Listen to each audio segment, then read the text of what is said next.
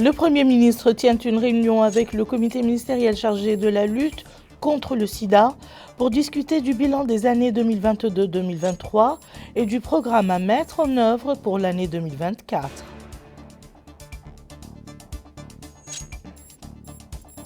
Le ministère de la Santé célèbre la Journée internationale de la couverture sanitaire universelle et passe en revue les progrès réalisés par notre pays dans ce domaine à l'horizon 2030.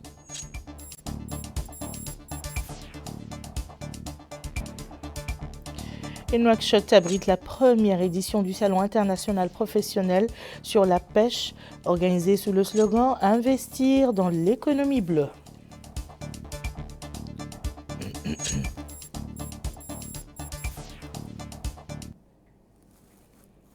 Il est 21h30, Madame, Monsieur, bonsoir et bienvenue dans le journal. Le Premier ministre, Monsieur Mohamed Ould Al Mas'oud, a présidé aujourd'hui à Nouakchott une réunion du comité ministériel chargé de la lutte contre le sida. Au cours de la réunion, une présentation a été faite par le secrétariat général du comité national de lutte contre le sida portant sur les résultats de 2022 et 2030, ainsi que le programme à mettre en œuvre pour l'année 2024 afin d'atteindre les objectifs du plan national de réduction de cette maladie d'ici 2030. Après discussion et délibération, le Premier ministre a donné ses instructions pour que soient prises les mesures nécessaires afin d'intensifier les campagnes et opérations de mobilisation et de sensibilisation contre les dangers de cette maladie incurable, engageant ainsi le secrétariat exécutif à activer les organismes sectoriels afin de promouvoir une action nationale coordonnée et intégrée pour lutter contre la maladie. Le ministre des Affaires islamiques et de l'enseignement originel, M. Dahoul Sidi Ould Taleb, a supervisé aujourd'hui à Nouakchott le lancement d'un colloque scientifique organisé par le Centre d'études Chinguitti et médias Mourchid sous le titre renouveler la considération jurisprudentielle des applications contemporaines de la zakat. Le symposium, qui comprend des présentations d'un certain nombre d'universitaires et de chercheurs, vise à sensibiliser et faire prendre conscience de l'importance de cette obligation et de la responsabilité de l'État quant à sa collecte et son décaissement, conformément aux hautes instructions du président de la République, M. Mohamed El-Cheikh Al-Ghazouani. Le point avec Yadali Fall. Renouvellement de la perception du fiqh dans les applications modernes de la zakat. C'est le thème du colloque organisé par le Centre Chinguitti pour les études et la communication. Les différents intervenants se sont longuement appesantis sur la signification de la zakat qui est l'aumône obligatoire versée annuellement en vertu des règles de solidarité en islam. Le ministre des Affaires islamiques et de l'enseignement originel a loué le rôle que jouent les organisations de la société civile en collaboration avec son département pour l'ancrage de notre sainte religion dans ses populations. Il a souligné que la zakat est une pratique pour lutter contre la pauvreté. Il a cité à ce titre plusieurs exemples. Le ministre est revenu sur le contexte que vivent les sociétés humaines aujourd'hui dans ce monde moderne. Le président du centre Chinguitti a quant à lui rappelé l'importance de la zakat en islam et son intérêt pour les citoyens aussi bien les riches que les pauvres. Il a souligné que le parterre d'érudits présent à cette rencontre aura l'occasion de mieux développer cette thèse. Le président du conseil consultatif du centre a rappelé l'importance accordée par notre religion à la zakat en la plaçant en troisième position. La ministre de la Santé, Mme Naham Thandji El-Moknas, a supervisé ce matin à Nouakchott la cérémonie commémorative de la Journée internationale de la couverture sanitaire qui tombe le 12 décembre de chaque année. L'atteinte de la couverture sanitaire universelle à l'horizon 2030 en Mauritanie constitue l'un des objectifs de la politique nationale de santé du pays que poursuit l'Union européenne pour améliorer et rendre plus équitable l'accès aux soins de santé de qualité pour toute la population mauritanienne, en particulier la plus vulnérable. Bokar Baylaba. En organisant cette manifestation, le ministère de la Santé et ses partenaires techniques et financiers s'emploient pour honorer l'engagement du président de la République dans le domaine de la santé et souligné les progrès réalisés par la Mauritanie vers une approche globale de couverture sanitaire universelle qui devrait être atteinte d'ici 2030. Et à l'ouverture de la rencontre, la ministre de la Santé, Mme Nahamid Hamdoul Meknes, a déclaré que le département de la Santé a redoublé d'efforts pour honorer l'engagement du président de la République pour que personne ne soit laissé au bord de la route dans le domaine sanitaire. Il a indiqué que le 4e programme du plan de développement est destiné au renforcement du système de santé pour assurer la réalisation d'une couverture sanitaire universelle. Elle a évoqué les réalisations dans le domaine de la santé basées sur la gouvernance, le rapprochement de l'offre de services de groupes les plus vulnérables, les infrastructures, entre autres. Pour l'Union européenne en Mauritanie, il est important de développer l'accès à des soins de santé de qualité. La santé publique ne doit plus jamais être reléguée au second plan des défis mondiaux parce que notre santé, c'est notre vie à tous. Et de rappeler que chaque individu devrait avoir accès à des soins de santé de qualité sans qu'il ne puisse y avoir de barrières financières et sans que l'endroit où l'on vit soit une contrainte. De notre part, l'Union européenne a beaucoup investi dans la santé en Mauritanie, plus de 80 millions d'euros depuis 2017, soit plus de 3,2 milliards de MRU.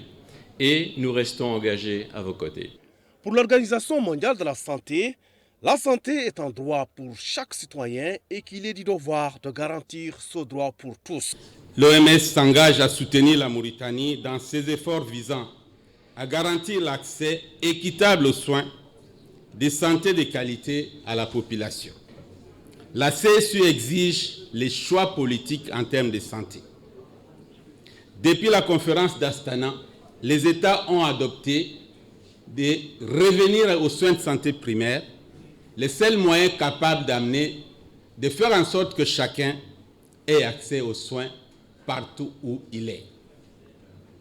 Ainsi, l'OMS recommande aux pays de réorienter leur politique sanitaire vers les soins de santé primaires pour construire rapidement un système de santé solide, résilient, permettant d'atteindre les personnes les plus vulnérables et ainsi obtenir un meilleur retour sur investissement de la santé. Pour rappel, la couverture sanitaire universelle signifie que chacun peut avoir recours aux services de santé dont il a besoin où et quand il en a besoin sans être exposé à des difficultés financières.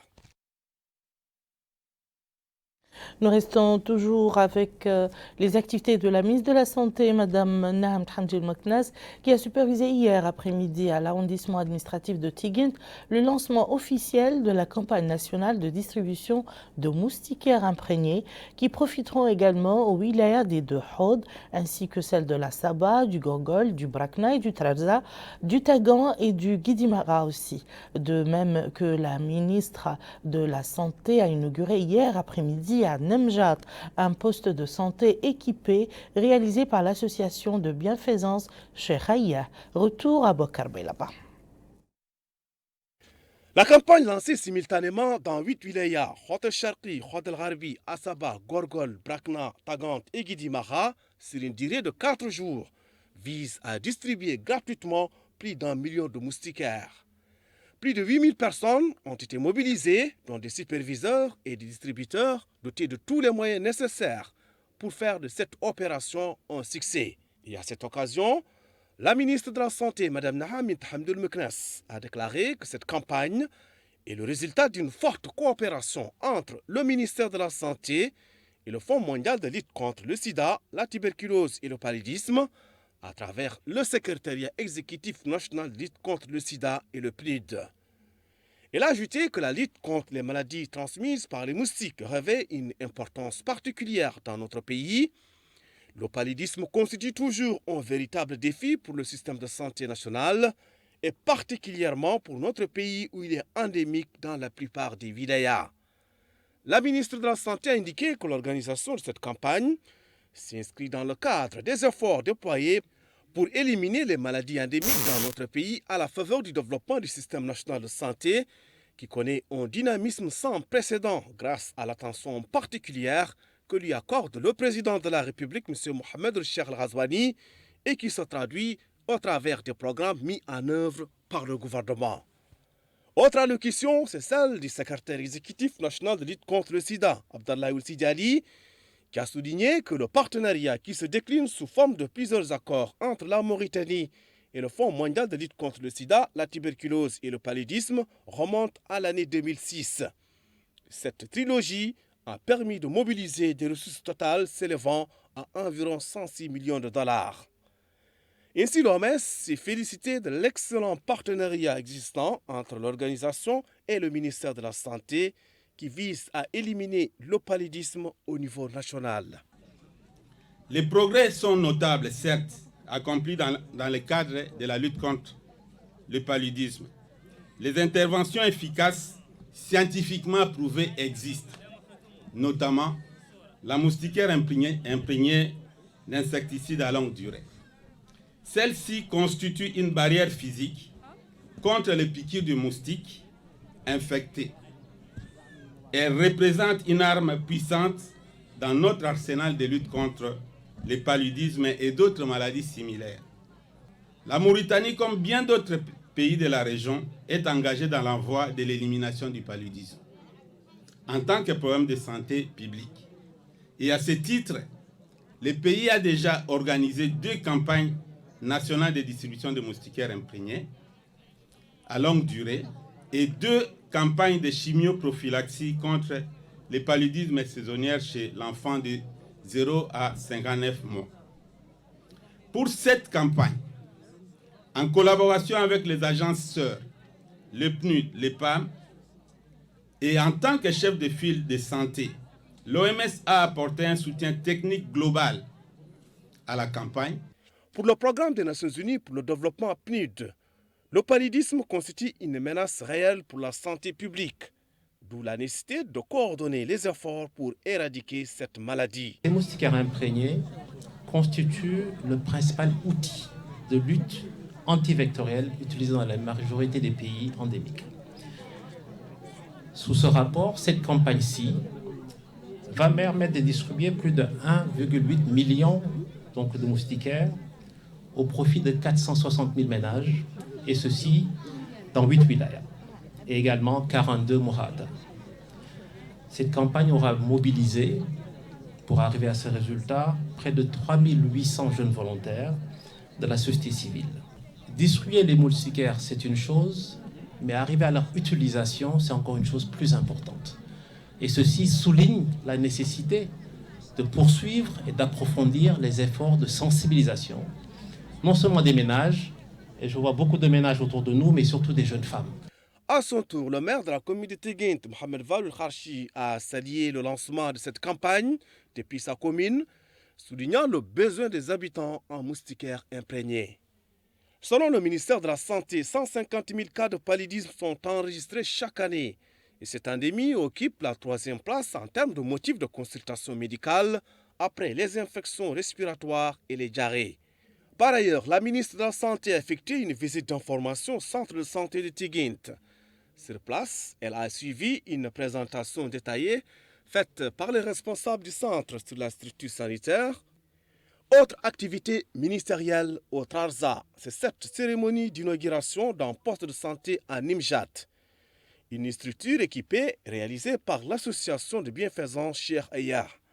En présence du Wali du Trarza, la ministre de la Santé, Mme Nahamid Hamdoul Mouknas, a suivi une présentation complète sur ce poste de santé et les différents services de santé fournis aux habitants de Nimjat et des localités environnantes.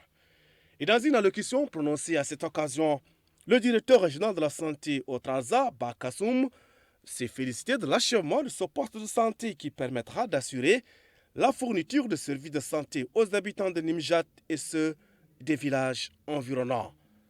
D'autres intervenants ont salué cette réalisation qui permettra aux habitants d'éviter les désagréments des déplacements pour consultation et soins. La cérémonie s'est terminée par l'allocution du porte-parole de l'association Cheikh Aya, Saddam Oul-Noun, qui a indiqué que l'association intervient dans de nombreux domaines liés à la vie de la population, en particulier en faveur des populations vulnérables, saluant les efforts déployés par l'État au profit des populations locales. Nouakchott abrite la première édition du Salon international professionnel sur la pêche organisé par le Journal financier africain et la Société tunisienne d'organisation des expositions en partenariat avec le ministère des Pêches et de l'économie maritime. Le salon comporte une exposition d'entreprises leaders dans le domaine de la pêche et aux institutions bancaires actives dans le domaine de la finance, de l'investissement et des questions liées à l'activité de l'économie bleue. Le point avec Moussa Ndiaye. En présence de quelques membres du gouvernement, des partenaires du secteur de pêche et de l'économie maritime et investisseurs nationaux et internationaux, Nouakchott abrite, en date de ce 14 décembre 2023, la première édition du Salon professionnel international de la pêche. La Mauritanie, à l'instar de beaucoup de pays côtiers, est tributaire de la mer et de ses ressources, ainsi que des opportunités qu'elle offre pour l'économie nationale en termes de création d'emplois, de contribution au budget de l'État et à l'autosuffisance alimentaire, en amont à l'amélioration des conditions de vie de nos populations.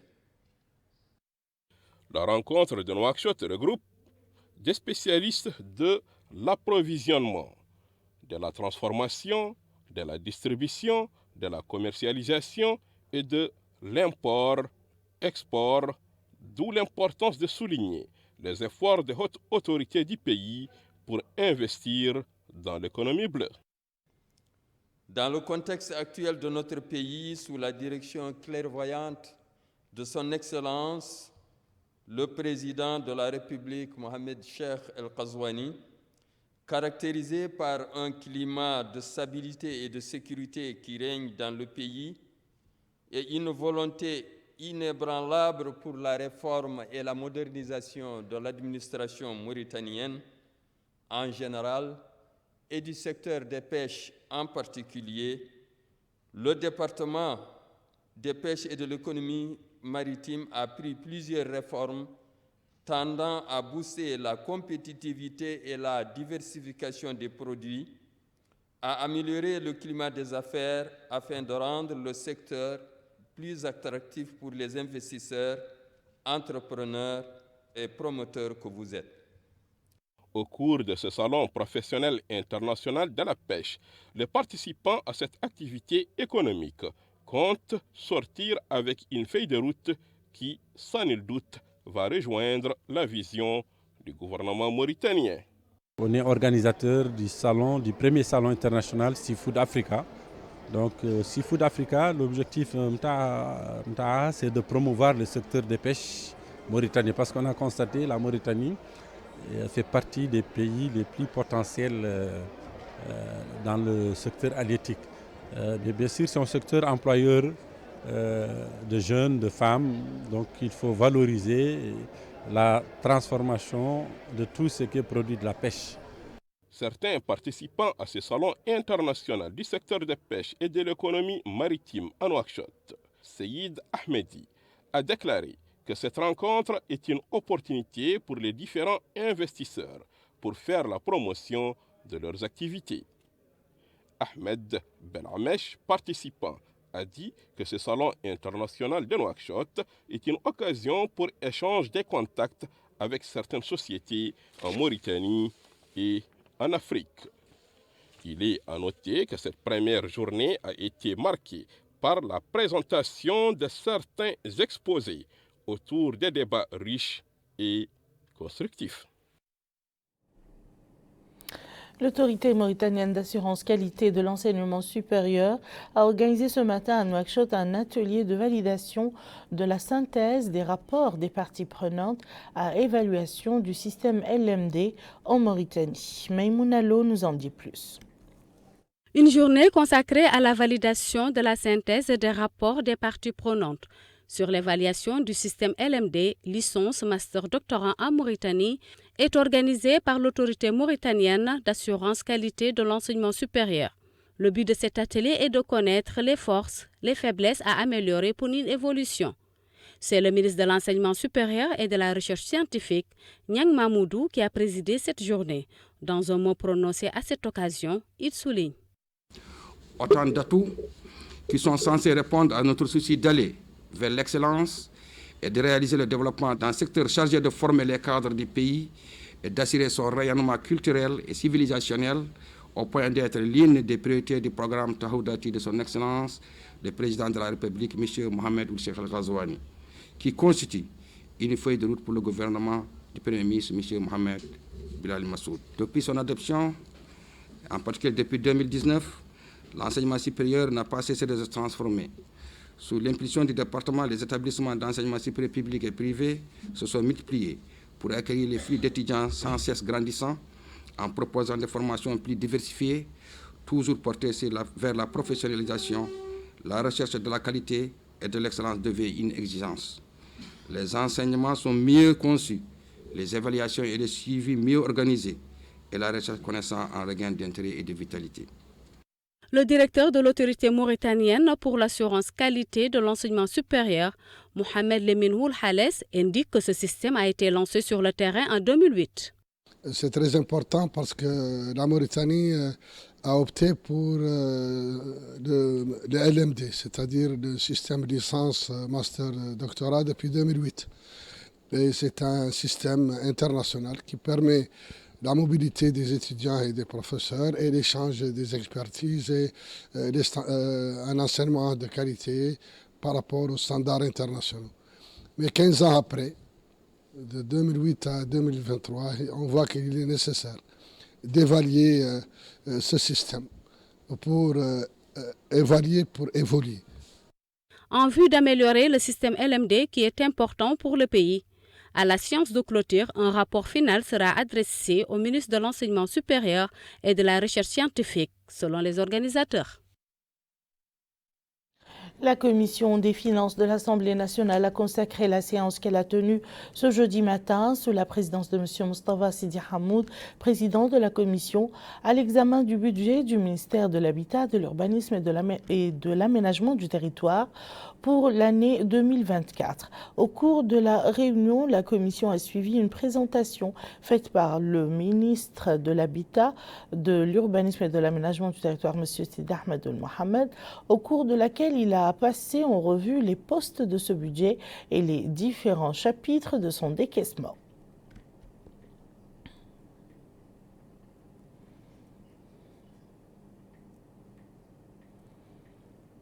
Nouakchott a abrité ce matin un atelier de clôture du projet de préparation et de réponse aux situations d'urgence visant à atténuer l'impact et les risques de la chenille légionnaire d'automne en Afrique du Nord.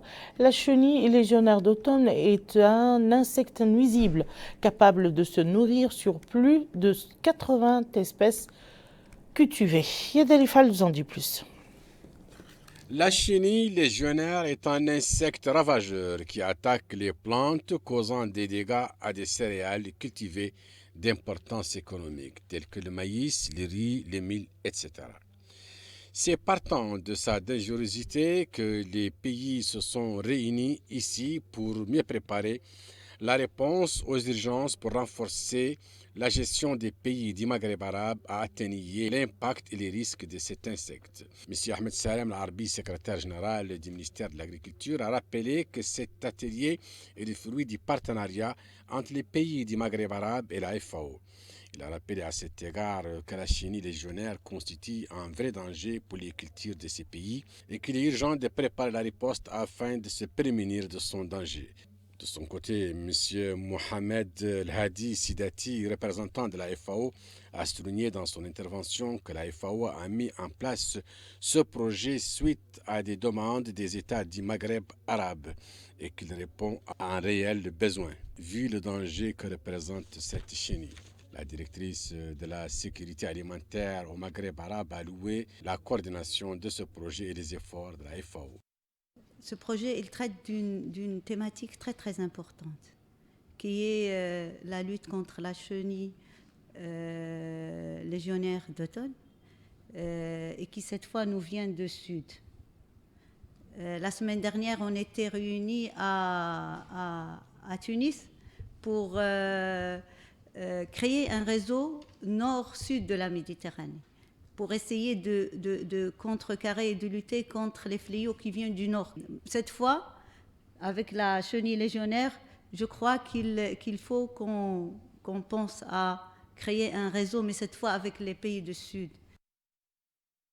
Nous allons au Brakna où le chef d'état-major de la garde nationale a supervisé aujourd'hui dans la ville d'Aleg le nouveau siège du 4e groupement régional de la garde nationale. L'inauguration de cet édifice sécuritaire s'inscrit dans le cadre de la commémoration du 63e anniversaire de la fête de l'indépendance nationale.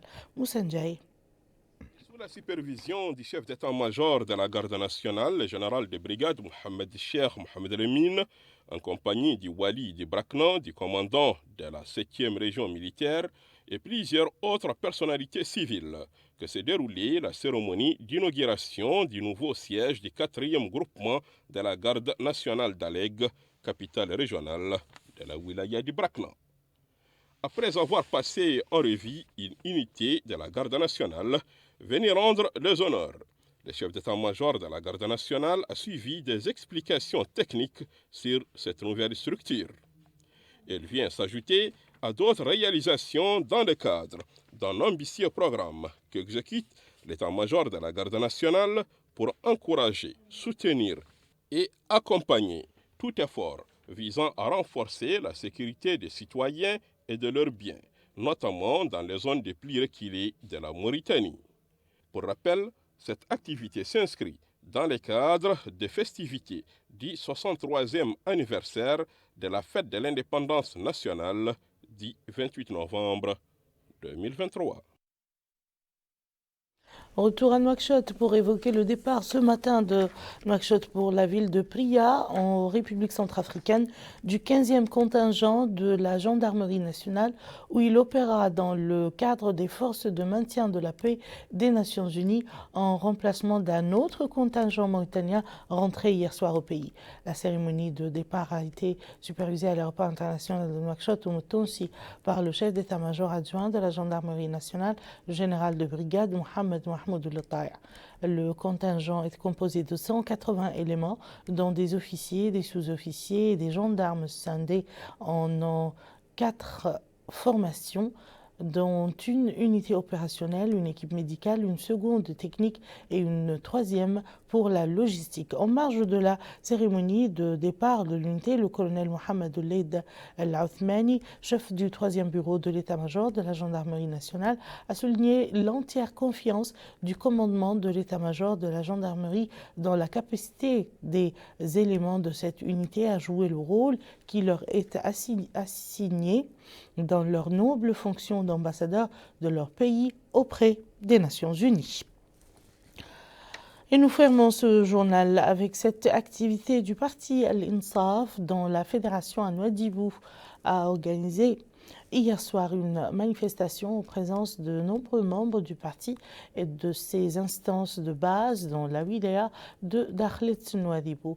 L'événement comprenait un bilan des réalisations accomplies dans divers aspects de la vie économique, sociale et politique du pays au cours des 4 dernières années du mandat du président de la République, M. Mohamed El Cheikh El Ghazouani, et sa nécessaire reconduction pour un 2e mandat afin de poursuivre le processus de construction et développement du pays. Dans leurs différentes interventions, le vice-président du parti, M.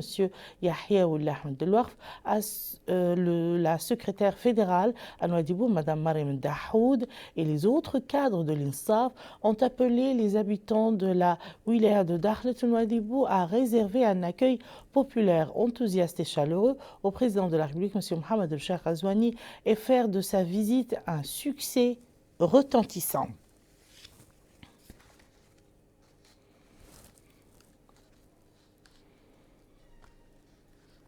Et voilà, sur ce s'achève ce journal. Je vous en rappelle les principales informations.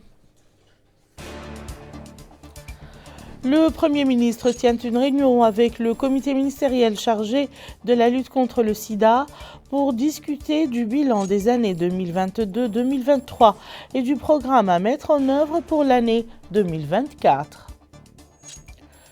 Le ministère de la Santé célèbre la journée internationale de la couverture sanitaire universelle et passe en revue les progrès réalisés par notre pays dans ce domaine à l'horizon 2030.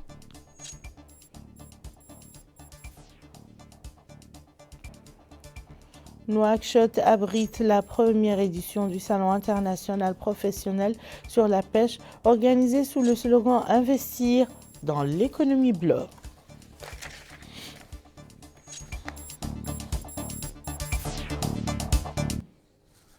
Merci, Madame, Monsieur, de nous avoir suivis. À très bientôt, Inch'Allah.